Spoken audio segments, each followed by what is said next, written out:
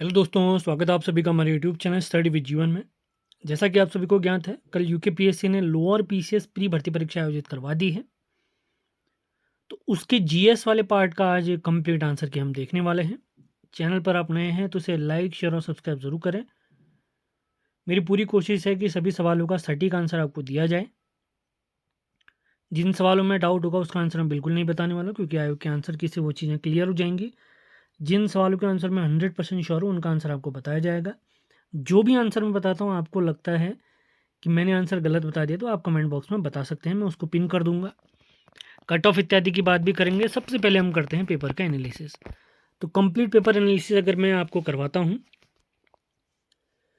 पूरे जीएस वाले पोर्शन की अगर मैं बात करता हूँ तो 29 सवाल हमारे स्टेटमेंट वाले थे।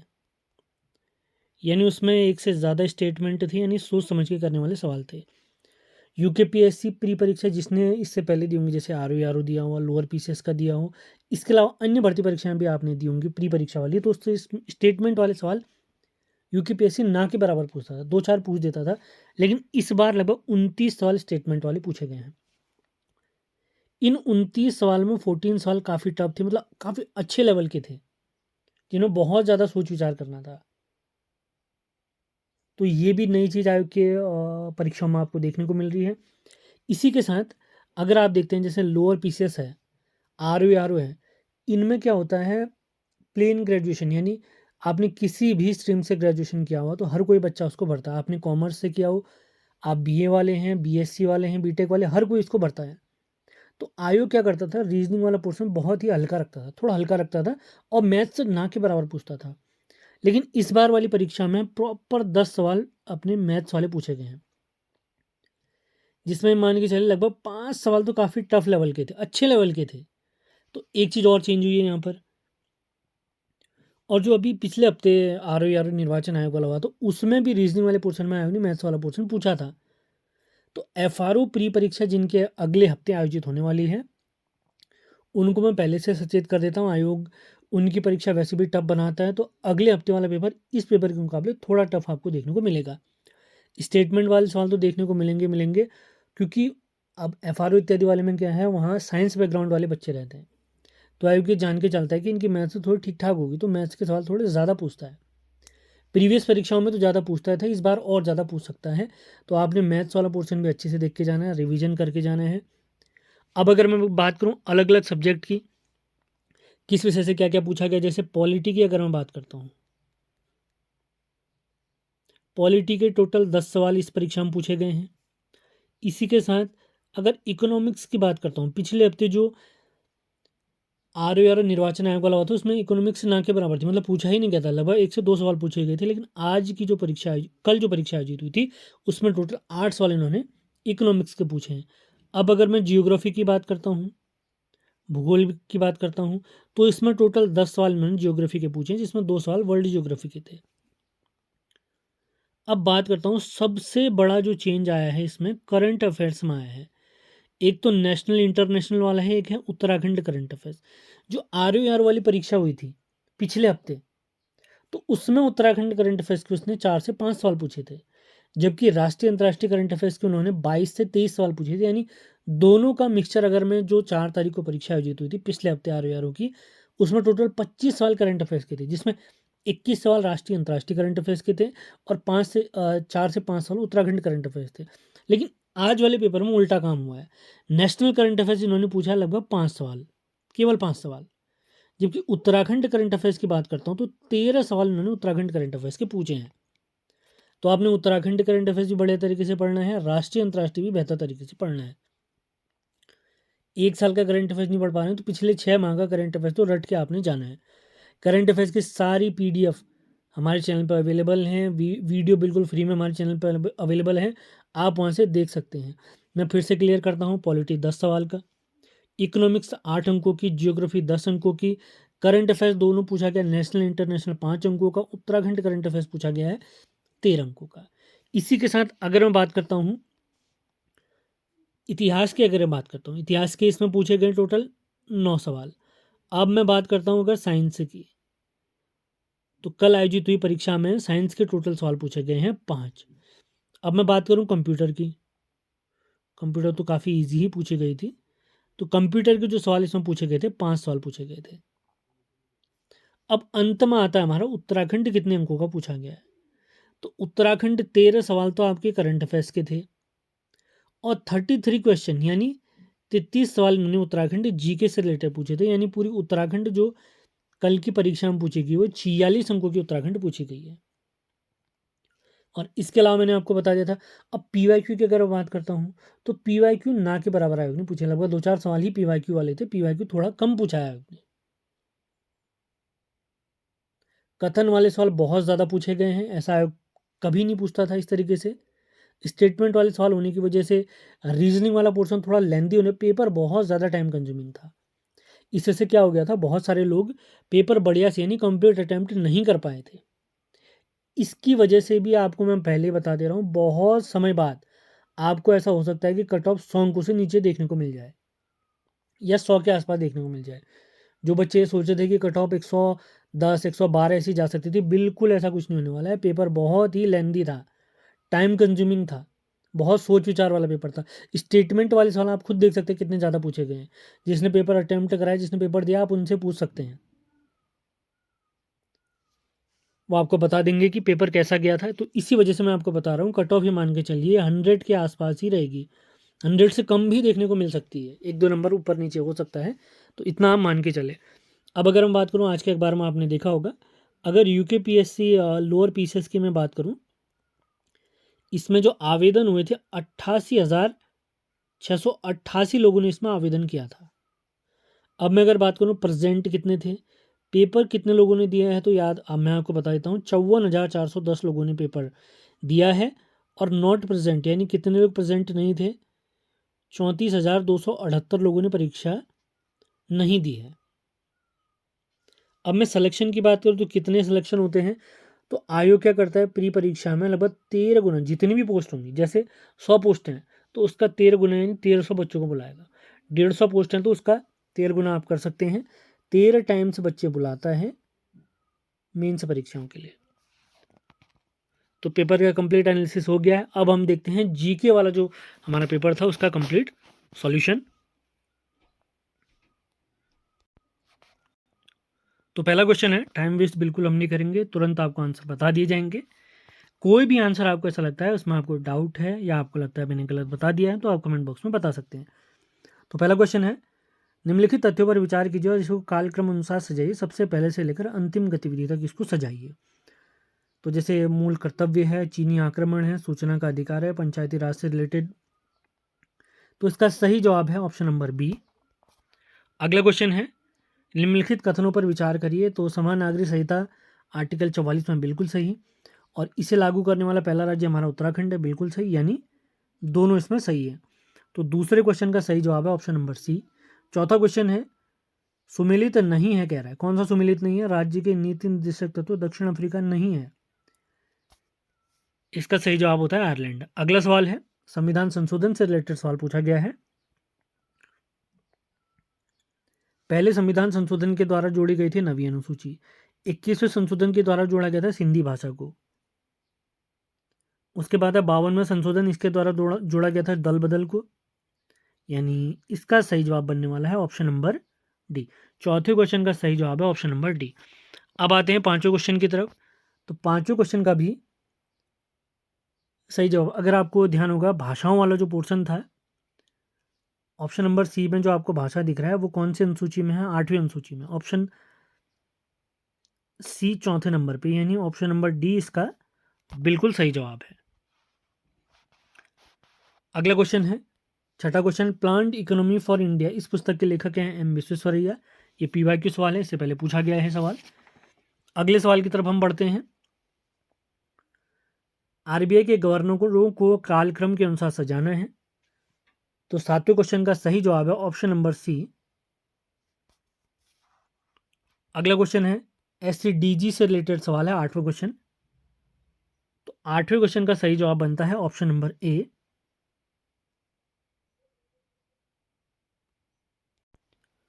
अगला क्वेश्चन है, केंद्रीय बजट से रिलेटेड यहाँ पर सवाल पूछा गया है, 2025 के लिए अनुमानित राजकोषीय घाटा है, तो इसका सही जवाब है ऑप्शन नंबर बी, जीडीपी का 4.4%।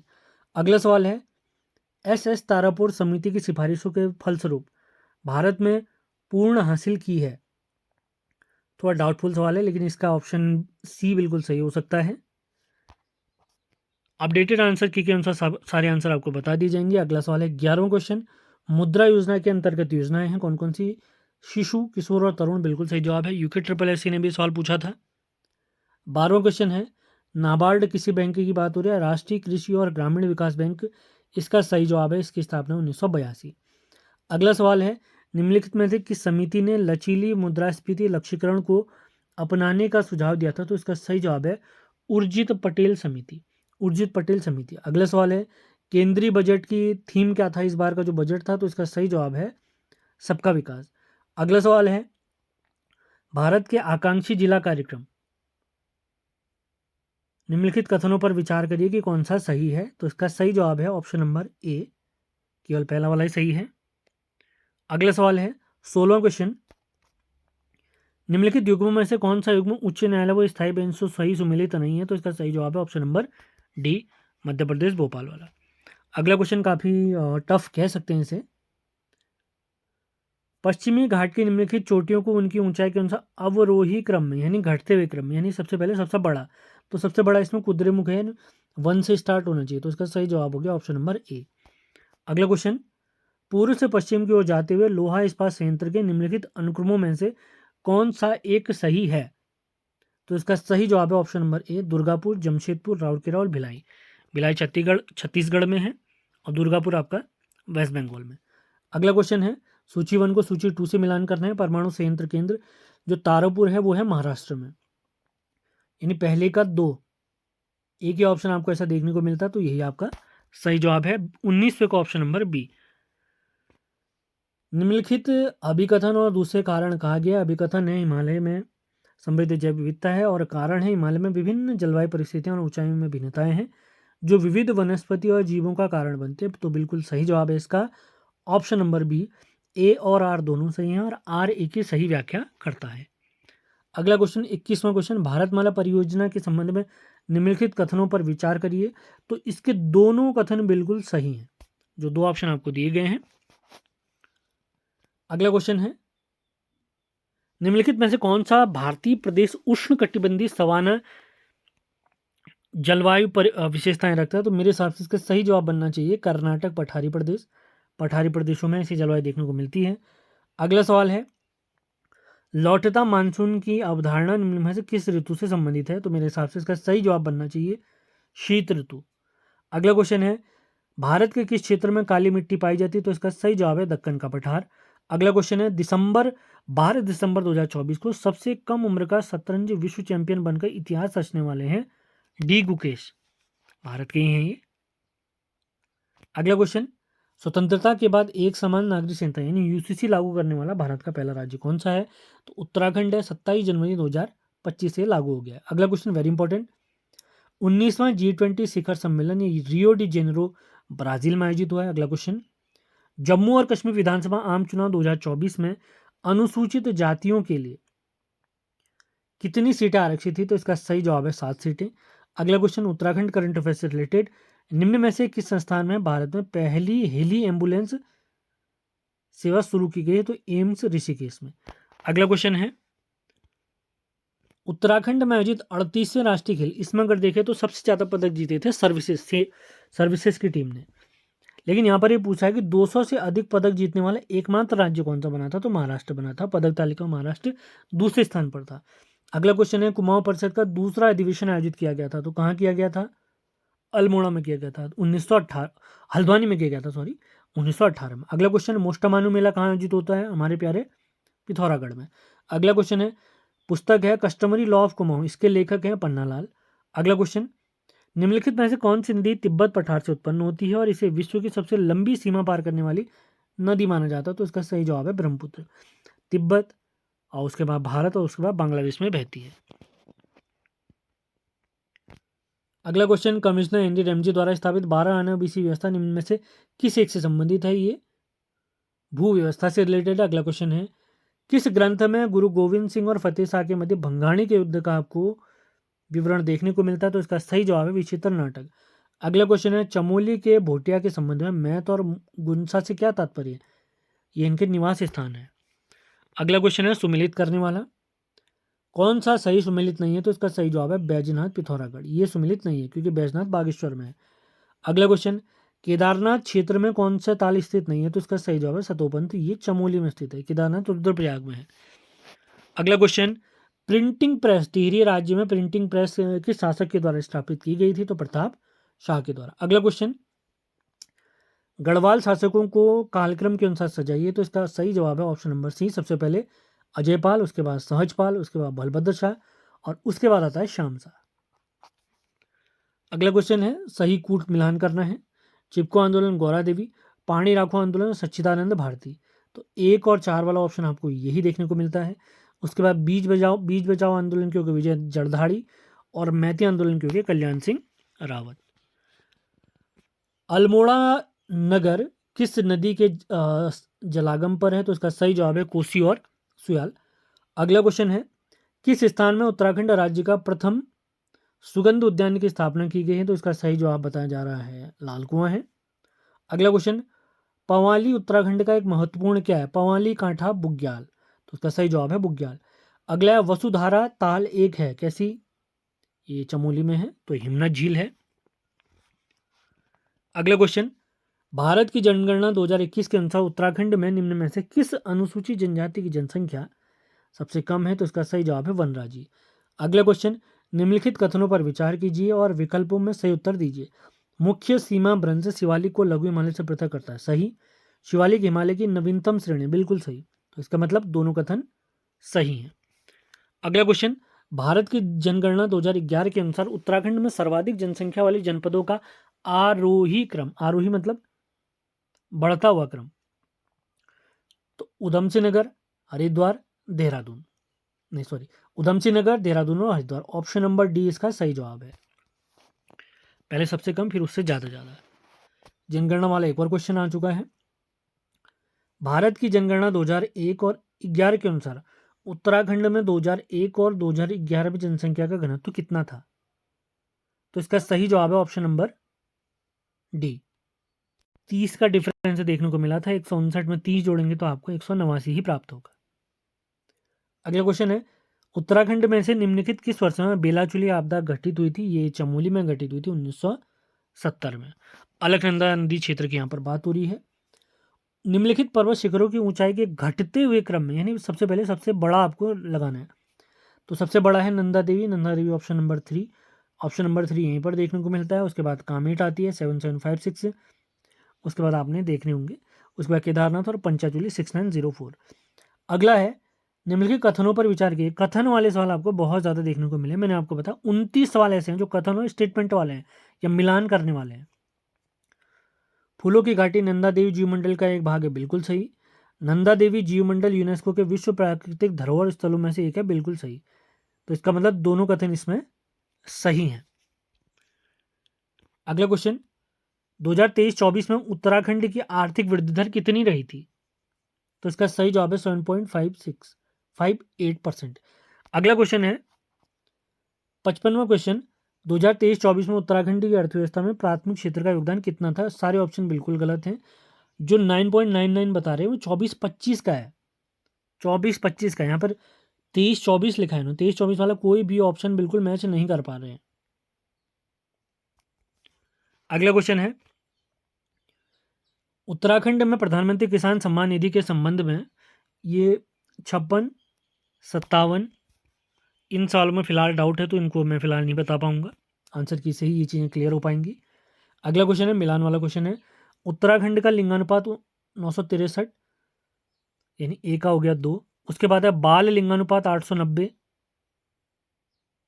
उत्तराखंड में जो बाल लिंगानुपात है 890 है, और बी का हो गया ऑप्शन नंबर ए। तो 58वें क्वेश्चन का आंसर इसका सही जवाब हो गया ऑप्शन नंबर ए। अगला क्वेश्चन है, बिल लाओ इनाम पाओ योजना का संबंध किससे है? भारत उत्तराखंड के कर विभाग से रिलेटेड है। अगला क्वेश्चन फॉरेस्ट रिपोर्ट से सवाल है, उत्तराखंड राज्य में सर्वाधिक एवं न्यूनतम 1% वाले जिले क्रमशः हैं? तो इसका सही जवाब है ऑप्शन नंबर ए।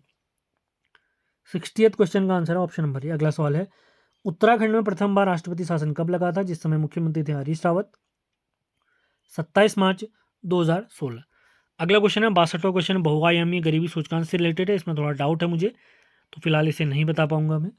अगला क्वेश्चन है, निम्नलिखित में से कौन कुमाऊं का प्रथम ब्रिटिश गवर्नर था? गार्डनर, सही जवाब। अगला क्वेश्चन, 1814 में ब्रिटिश गोरखा युद्ध के दौरान ब्रिटिश गवर्नर कौन था? हेस्टिंग था। अगला क्वेश्चन, उत्तराखंड के गठन के बाद अंतरिम विधानसभा के अध्यक्ष कौन थे?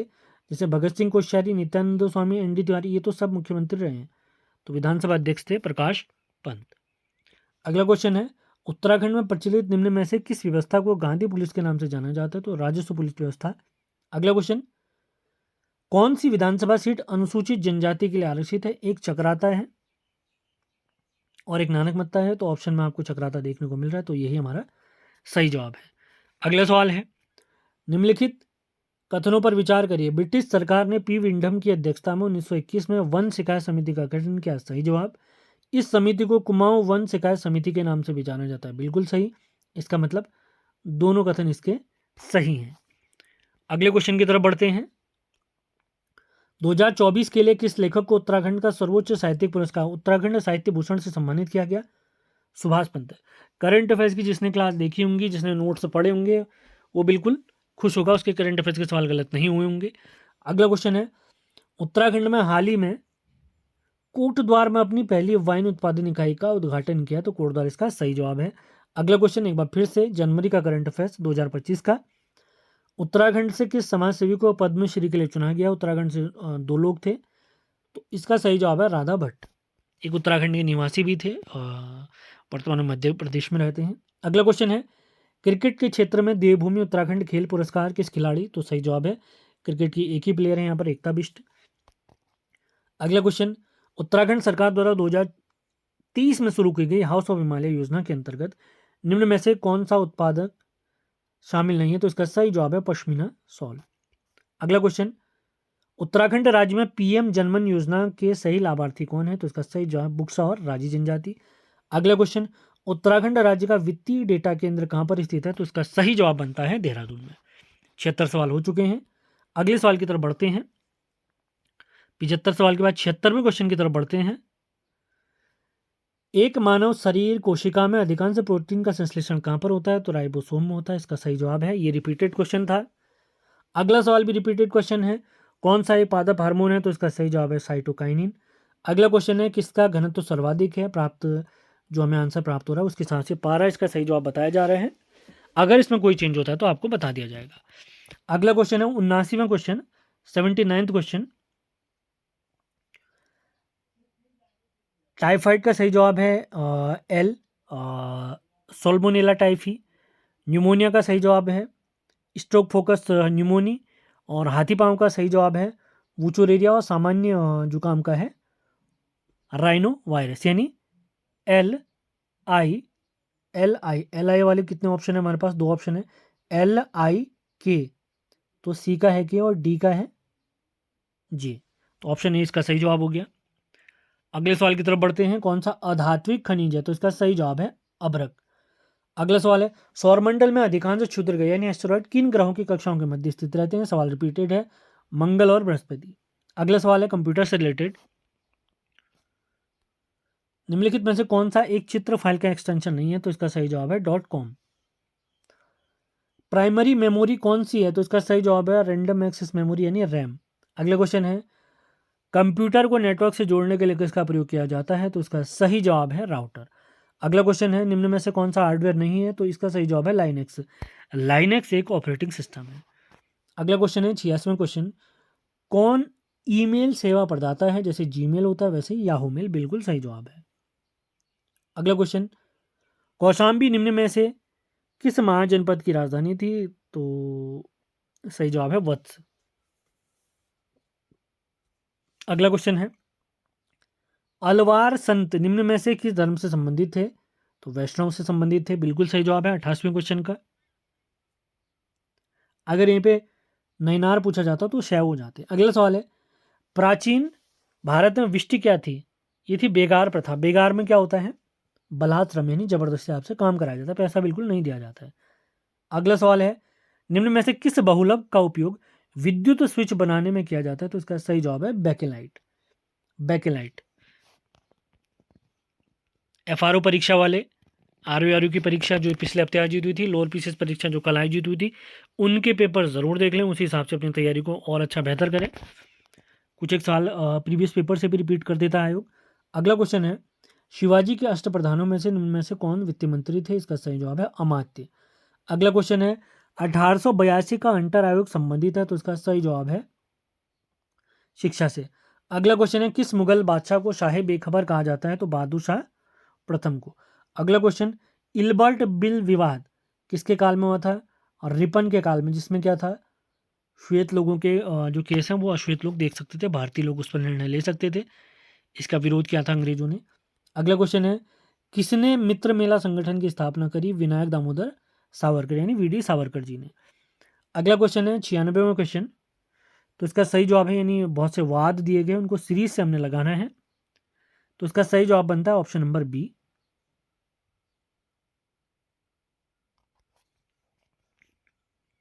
नीति आयोग अस्तित्व में आया तो योजना आयोग के स्थान पर। अगला क्वेश्चन है, किस संविधान संशोधन ने शिक्षा के अधिकार को मौलिक अधिकार बनाया था? तो इसका सही जवाब है 86वां संविधान संशोधन।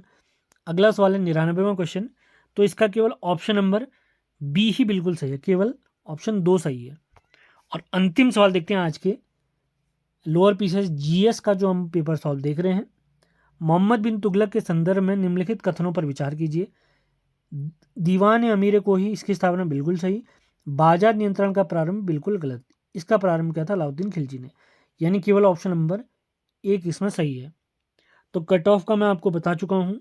कट ऑफ आपको पहली बार ऐसा हो सकता है बहुत समय बाद, पिछले एग्जाम्स में हर बार कट ऑफ क्या जा रही थी, 100 से ज़्यादा ही जा रही थी। इस बार बहुत समय बाद, बहुत लंबे समय बाद आपको देखने को मिल सकता है कि कट ऑफ 100 या 100 से थोड़ा कम जा सकती है, 1-2 नंबर ऊपर नीचे, या कम हो सकता है या थोड़ा ज़्यादा हो सकता है। इससे ज़्यादा बिल्कुल नहीं देखने को मिलेगी। जो ये कह रहे हैं कि 110 112 जाएगी, बिल्कुल नहीं जाएगी दोस्तों। पेपर जिसने दिया आप उससे पूछ लीजिए, पेपर का लेवल देखिए, आपको पता चल जाएगा। तो आज का सेशन समाप्त करते हैं। तो इसके रीजनिंग वाले पेपर का सॉल्यूशन कुछ देर में आपको प्रोवाइड कराया जाएगा। अभी आप जीएस का देख लीजिए, अपने अंक मिला लीजिए, अपने अंक कमेंट बॉक्स में आप लोगों ने बताने हैं। मिलते हैं अगले वीडियो में। धन्यवाद।